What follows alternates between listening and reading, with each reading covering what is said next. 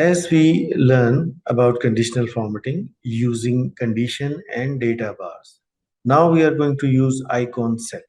If you can see here, there are three icon set, and this is going to apply on a certain condition of the value, like greater than 15, less than 15, greater than or equals to 45, and less than 45.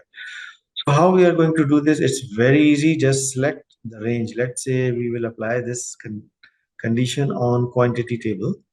Okay, and I'm going to apply this same way. Go to conditional formatting, click on icon set, and I will select this first one, three arrow colored arrow icon.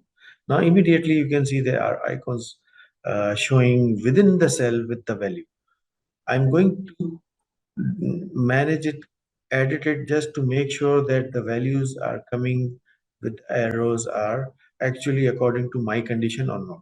So my condition is the green should be greater than 50. So I will say, okay, first of all, this should be number, this should be greater than, and this should be 50. Number two, again, number, this one I want greater than equals to 45, fine. And that's it. Khalas. Okay. When I click OK, then you can see all the values which is greater than 50 is green, less than 45 is red, and between 45 to 50 is you're showing the average or the middle arrow or orange arrow.